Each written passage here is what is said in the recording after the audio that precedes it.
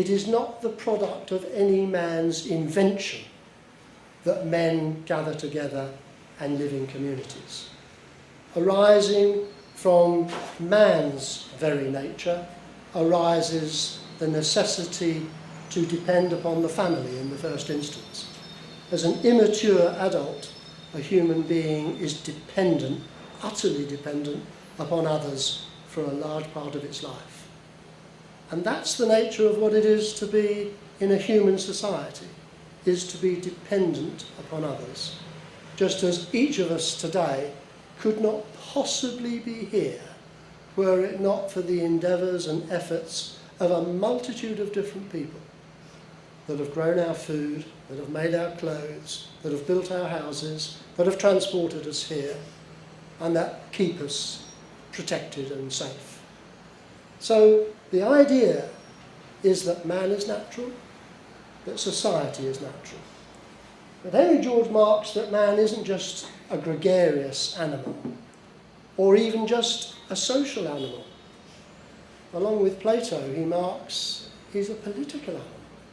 He thinks, he devises, he schemes. And therein lies both an opportunity and a danger. Because depending upon the nature of the schemer or the deviser and the motives that motivate this scheming and devising, very much influences the outcome. What is, what becomes, how things evolve. So the challenge here is everything that we see man-made, this glass of water for example, expresses the will of somebody. The fact that it's got some water in it expresses the will that I had to pour from a jug into it. The fact that it's a glass tumbler expresses the will that somewhere at some time had to make a tumbler.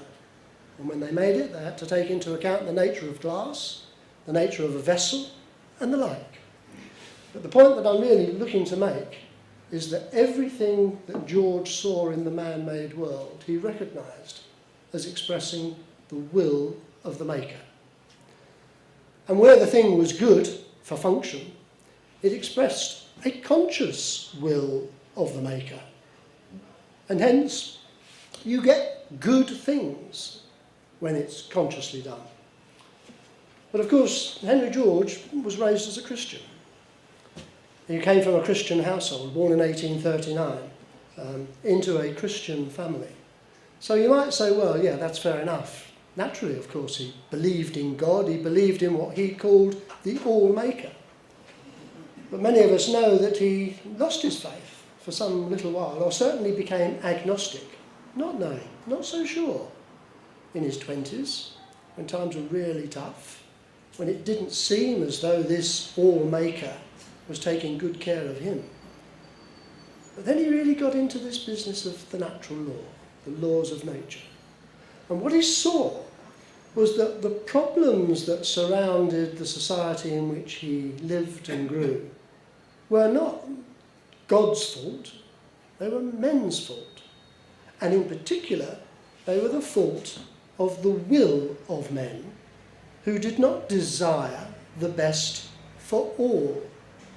And this is the essence of his ethical idea. This is why he had such a profound regard for the golden rule, as he frequently referred to it. Do unto others as you would be done by. Such a simple idea, isn't it? Do unto others as you would have them do to you. What can possibly go wrong if that governs your conduct and your relations with anyone else? But of course he linked that with the other clear edicts, thou shalt not steal, and most importantly with his faith in the Lord's Prayer. Our Father, which art in heaven, hallowed be thy name. Thy kingdom come, thy will be done in earth as it is in heaven. And in that context, what he recognised was the importance of thy will. And he explains this very beautifully in the science of political economy, in discussing natural law. And when he explains how when explaining the sequence of this followed by that and the consequence of that. He says something along the lines of, the man of our scientific age will say, that's the laws of nature, that's natural law. A Mohammedan would say, that's the will of God. That's the will of the Creator. And George says the expressions are different, but the meanings are the same. But it does identify Henry George, and for me this is really rather important, as a political economist that recognised the mystery of our origin. The very mystery. We don't know the answers. We don't know why we're here, what it's all about. As Alfie said so long ago, what's it all about? But he did know that from observation, everything else seemed to express the will of its maker. So it seemed to him entirely reasonable to suppose that the laws of nature express the will of the All-Maker. And thus, the truth that he really came to appreciate was the unity of existence. That there was that which man has in common with every other creature and with every other man. That is, existing. As Ian Mason referred to this morning, being. The form of the being, of course, we know varies enormously. But each one of us knows what it is to be. I am. The challenge is that we frequently mistake the form that we happen to take at any particular time, like schoolboy, like lover, like engineer, like teacher, like father, like husband, these various functions, as though that's what I am. That isn't what I am. Shakespeare put it very clearly. A man in his time plays many parts, but we are not those parts. We are more than those parts. We just play those parts, and the challenge is to play them nicely. But what does this mean in terms of economics, if this is so? What is then the basis? So, as George stressed time and time again, the most important aspect of his message was the ethical aspect. That side of us that expresses the unity of existence and expresses the will of the Creator. So man and human society are both natural. They are both bound by the laws of nature. But what is it then that's so important about society? What is it that by making man a social, political creature enables man to be special? Well, what we mark is that when men cooperate, their basic needs are easily satisfied. Easily satisfied. It's easy to get enough to eat. It's easy to build a house. It's easy to have clothing when the workload is spread. And Henry George's wonderful story of the Savannah story, of course, when he just describes this so beautifully, is so salutary here. As he just describes this process from the simplest settlement to the most magnificent city, arising as people begin to come to one place, one after the other. And a place in the savannah that was worth nothing when the first settler came there, and very little when there were only 2, 3, 4 or 20, became enormously valuable when there was 100, when there was 1,000, when there were 100,000, let alone millions. And he describes, doesn't he, here, so beautifully, how whereas at the beginning one man and his family would scratch a living out of an acre, now there is tier upon tier upon tier of men making a living on the smallest possible area. But the land on which that tier upon tier upon tier exists has now increased in value so enormously, beyond any prediction that you could have possibly made. No man designed that. That's the very nature of things. And what's important here is to appreciate Henry George's particular take on property and on value. And what he saw was this need to distinguish between that which is due to the individual by virtue of their artistry, their effort, their skill and ability, and what was due to the whole community, the presence, existence, protections provided by the whole community. And he saw in this distinction the answer to the challenge. What's the proper basis of property for individuals, and what's the proper basis for the communal value? And saw very clearly how it's the earnings of labour and capital that are due to the individual, and to take from them that involves stealing. Whereas that which they have to work upon and live upon, provided in his book by the Creator and permitted by the protections offered by the whole community, was due to something greater, at very least due to the community. So we had this natural source of public revenue. But what in my book is stressed so infrequently is the malicious nature of the alternative to collecting the rent, to collecting this communal value. It involves stealing. It's such a simple thing. It involves stealing. And that's just wrong. That's just unnatural, insofar as, if it happens, it means that the nature of man, created to have to work in order to live, is thus denied to others and undermines the whole basis of communal living. So to that extent, acting out of harmony with the natural law creates a problem. In fact, we know it creates a big, big problem. I'm currently in the middle of this wonderful book that a friend Peter Watson gave me only over the weekend, and I never thought I was going to be adverting to that during this talk. But it's called Treasure Islands, and I don't know how many of you have come across it. But it's a brilliant book, exposing the hazards and the danger and damage that's done by offshore trading, by the banking arrangements, by all sort of artificial entities. And it's all about concealing. It's all about making obscure that which should be absolutely transparent. It's all about preventing others knowing what you're doing, very simply. And here it is, in our society, one of the most respected operations we have. And why?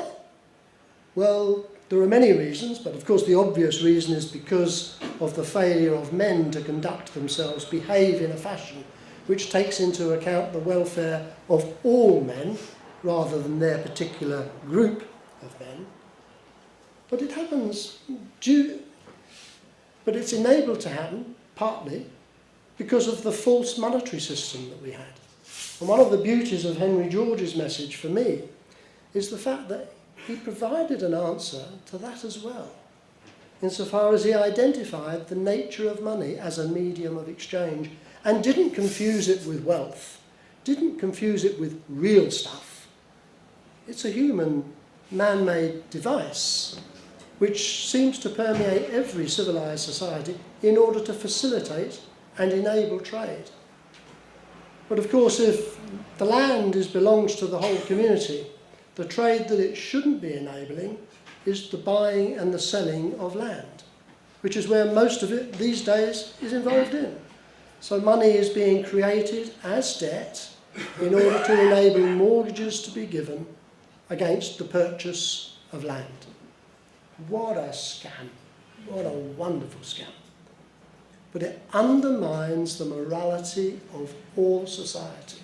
And it's the morality and the ethical base that is of critical importance. Of course, the practical implications are enormous.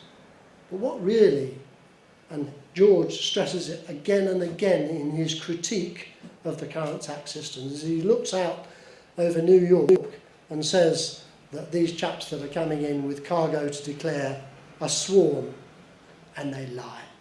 Of course they lie. It's the most unnatural thing to ask of somebody. Do you have anything valuable coming in? Are you so bold as to bring something that others in this country want? Yeah. So therein is the key, and I'm being given a wink that we've got two other things to... I see I've got 1 minute. No, 2 minutes there, according to the heart. 3, is it? I've got 3 minutes. Great. Okay, well, I've touched the golden rule. I would like to touch value. And this is the other thing that it strikes me that people rarely take fully into account with Henry George. And this is his very, very clear identification as to the two sources of value. Everybody knows about the two forms of value, value in exchange and value in use. But the critical thing that George identified was there are two sources of value.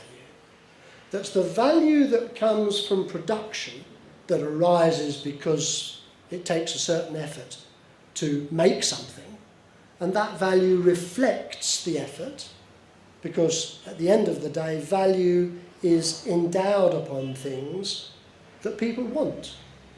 And the ultimate measure of the valuation that they make is not money, it's how hard is it to get? How much am I prepared to exert myself to obtain this thing?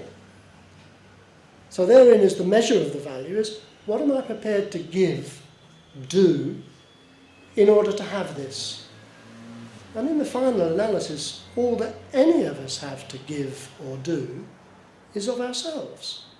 In economic terms, labour. So that is reflected in things that derive their value from production. But he noticed that was also people valued things not because they've been produced, but because they really want them. And that puts them under an obligation to bid for these things. And the most important thing that costs absolutely nothing to produce, but which people value very highly, is location and land, and hence this value that derives from the presence and contributions of the community as a whole. So there we are. I better wind up. I've got a couple of things I could have said, but maybe they'll come out in the questions. Thank you very much.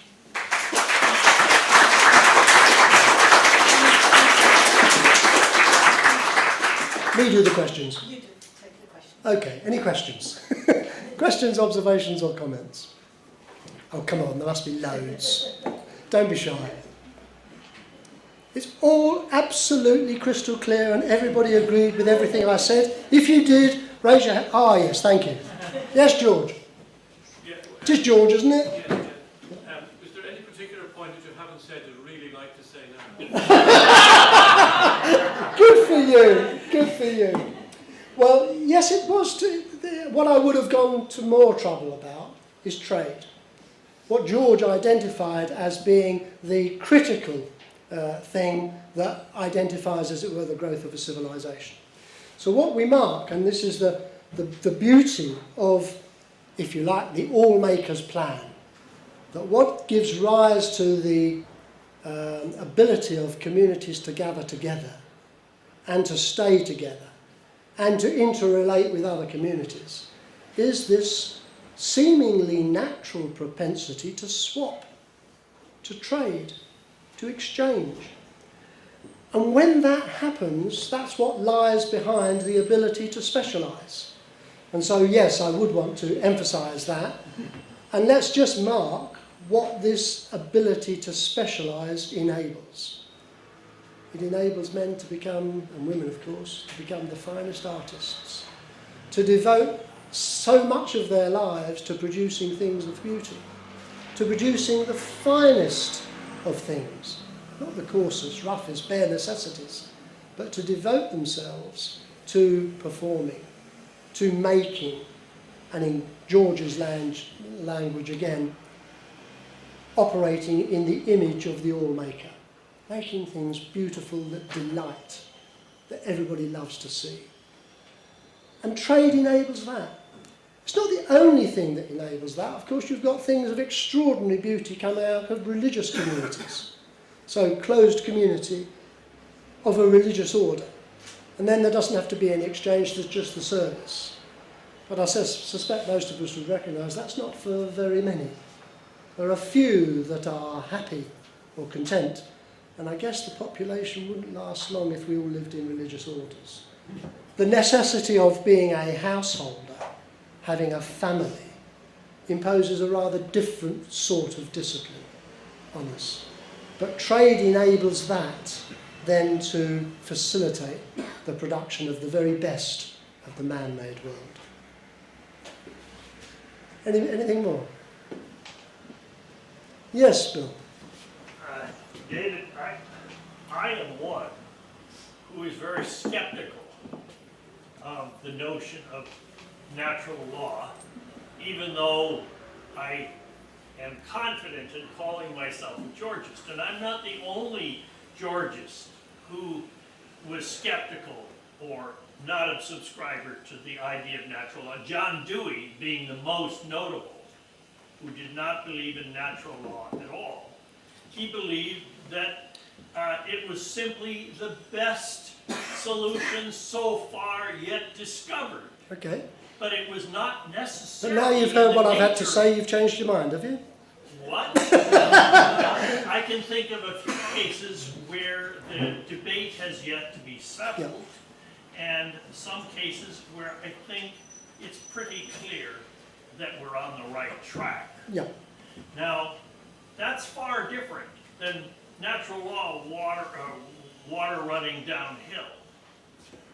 For example, just to take one concrete case, which has been argued about among Georgists and contemporary economics textbooks. Was somebody like Michael Jordan compensated for his salary, wages, or was it his economic rent due to natural ability? Now, let's not get into the details of whether he was or wasn't, but that's a point which is very much an open question, not settleable by the question of natural law. In what way does it contradict natural law? Well, we don't say it contradicts it, but it doesn't affirm it either. Yeah, okay, so it's neutral in that sense, but for our money, it absolutely affirms it. What Henry George identified was a value for obligation. If this man, Jordan is it? Something like that. Basket. If he's unique, can I say David Beckham, if you like? or shall I say Andy Murray? Anybody like to say Andy Murray? Those with a unique talent, and those for whom many would love to go and see, that's what they value. What's wrong with that? How does that contravene any natural? In fact, it's the absolute expression of the laws of nature, it would seem to me, is that people value all sorts of things. Any more than... Sorry? Look at the compensation side. What's wrong with... Was it wages? It's neither... Well, it's being taken... It could be taken from either, couldn't it? Depending on who's doing the paying. It's not production as such, it's a value from obligation that people are prepared to surrender because that's what they want. That's the prize of this particular... I mean, Henry George quotes, doesn't he? I think it's something... There's a glass that George III drunk out of, isn't it? And he says, some toady paid a lot of money for that glass. We don't ask, where did that come from, wages or rent?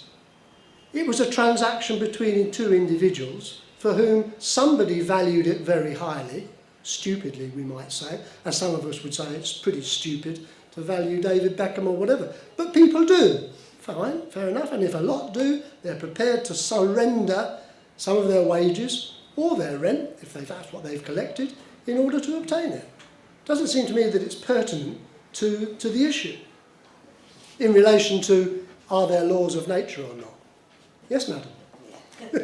Well, I think it is relevant if we're talking about taxation, because... I'm sorry, but we're not talking about taxation. Well, I don't think I mentioned the word taxation in relation to... remember what we're concerned... What you can only, what you were saying that the natural law is that you... Perhaps I'm... That you collect the value that the community... Yes. collecting the value that the community creates does not involve taxation. Okay, fine. And therein is our problem, is one of our problems is the language that we insist on using because we know people won't understand us if we say anything We know else. that, but if we're talking about...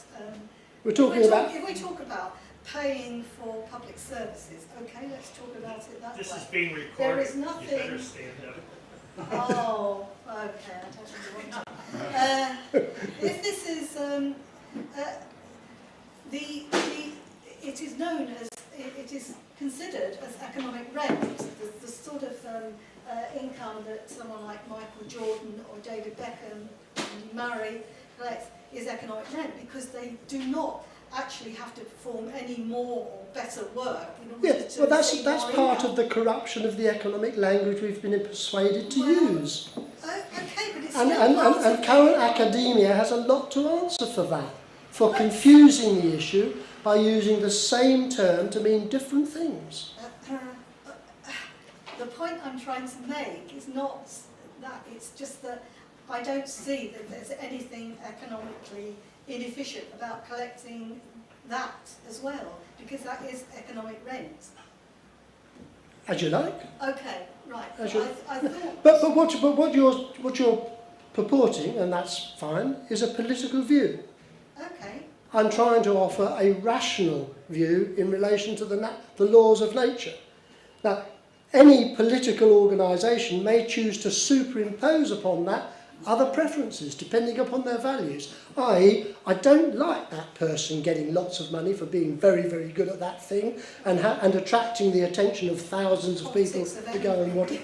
I don't like that happening, so I'm going to penalise it. But that's a different thing. that's not the reason why. Okay, but So, yes. well, first of all, I really appreciate what you say. Actually, I haven't read Social Problems. I've been meaning to, but that shed a lot of light on. I was trying to grapple with your perspective. Okay. We talked at the World Bank a few months ago, and we were talking about, is natural good? And the argument that I sort of proposed to David was that there's all kinds of things that are natural that aren't, we wouldn't find decent. HIV, diphtheria, diarrhea, all of these things are, in a sense, natural phenomena. But I really appreciated the analogy that you presented, which was of the airplane. The airplane can either act in accordance with natural forces, or it can, act at odds, and then it crashes, right?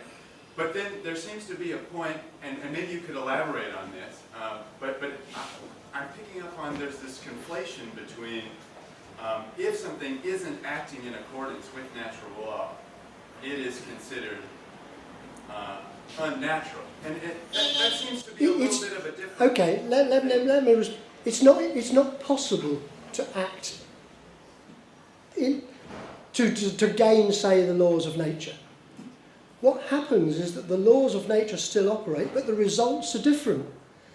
If man is devising something that he requires, wants, then he better first of all understand the law and work in harmony with it. That's the simple thing.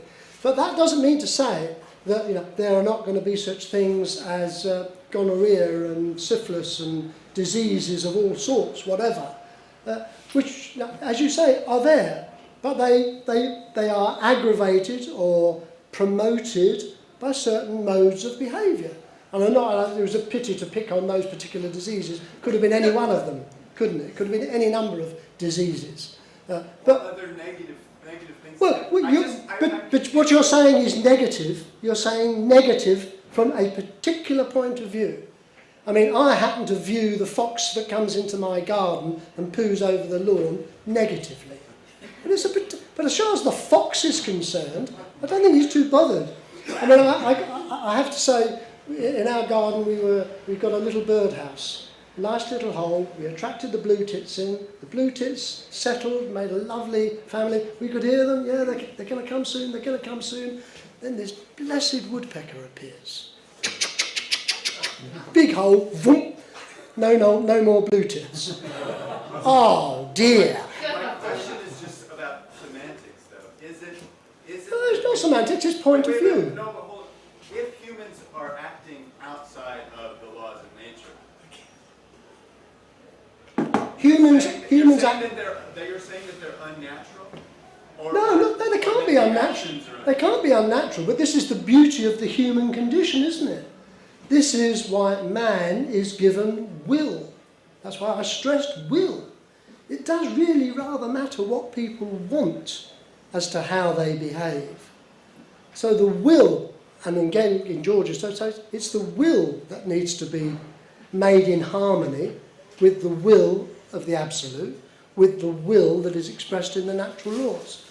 So just correlate, put in harmony human will with the laws of nature, if man wants to evolve consciously for something that he considers to be good. But it does really rather matter. You see, again, the big principle that Henry George identified, wasn't it, was that men seek gratification of their desires with the minimum of effort. Wonderful. Of course they do. But doesn't it rather matter then what the nature of the desire is? But whatever the desire, good, bad or indifferent, the economic law is that men seek to gratify them with the minimum of effort.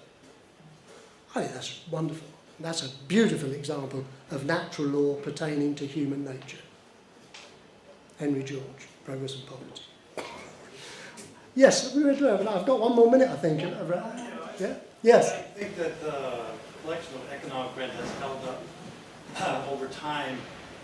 What I would ask your comment on whether free trade has held up as well over time in the age of sweatshops and the race to the bottom and exploitation of agricultural people and etc. And the problems with globalization where farmers are committing suicide and so forth. So yes, indeed. Maybe you could comment on that. Yes, I certainly can, because there's nothing that we've got in the current world that has got much to do with free trade, is it?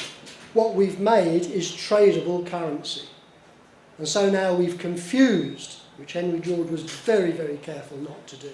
We've confused trade with money. He points out that international trade doesn't need any money, it just needs credit. It just needs people to believe. But we've created an entity in which this thing, this other thing, for example, that derives its value from obligation, so the other big one alongside land, that the value of money is a value from obligation. Costs nothing to produce, but people endow it with enormous value. Costs today, you've got to have it. So there's this enormous confusion. We've made a commodity of money. We've enabled it to be traded. We've made all sorts of monopolies and closed shops pertaining to it. We've created a society in which people artificially create it, deceitfully, conceal it, and then exchange it. I mean, it's a real pig's ear, one way and another, but it's got nothing to do with free trade. It's got everything to do with the corruption of the money system. That would be my perspective on it. I mean, there can be absolutely nothing wrong with people making and transporting things. Fine. But it's things, not money, that's the real thing. I'm out of time. Thank you very much indeed.